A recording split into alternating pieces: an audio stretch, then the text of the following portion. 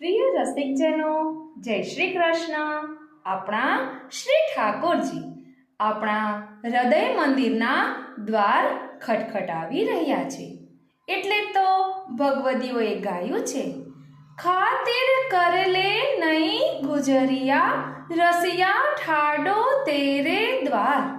પ્રભુ આપણા હૃદય મંદિરના દ્વાર પાસે ઠાડા એટલે કે ઊભા છે, બસ રાહ જોવે છે કે આપણે આપણા હૃદય મંદિરના દ્વાર ખોલીએ। તો પ્રભુ ક્યારે ખટખટાવે છે દ્વાર? તો કહે છે કે ઉત્સવના રૂપમાં।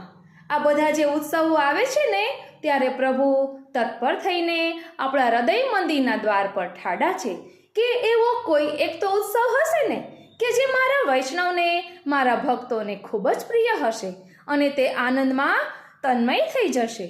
ત્યારે હું પણ એના હૃદય મંદિરના દ્વાર ખુલતા જ તેના હૃદયમાં પ્રવેશી જઈશ। આપણે કહીએ છીએ કે ઠાકોરજી કુંજ અને નિકુંજમાં હોરી ખેલવા પધારે છે। તો આ કુંજ શું છે? આ કુંજ એ આપણી હૃદય કુંજ છે।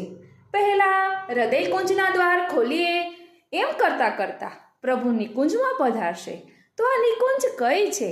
એ આપણી આત્માની નિકુંજ છે, કારણ કે પહેલાં પ્રભુ હૃદયમાં આપણા મન સાથે રમણ કરશે અને એમ કરતાં કરતાં આત્મા સાથે રમણ ક્યારે થશે ને તેનો ખ્યાલ આપણને પણ નહીં આવે। આપણે એવા તન્મય થઈ જશું એમની લીલામાં। એટલે શ્રી મહાપ્રભુજીએ કહ્યું છે ને, નમામિ હૃદયે શેષે લીલા ક્ષીરાબ્ધિશાયિન। તો આપણા શ્રી ઠાકોરજી ખૂબ જ તત્પર થઈને આપણા હૃદય મંદિરના દ્વાર પર ઠાડા છે।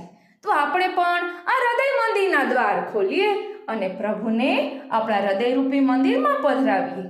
એમ કરતાં કરતાં આત્મામાં પણ પ્રભુ પધારશે અને સર્વાત્મ ભાવ પ્રાપ્ત થશે।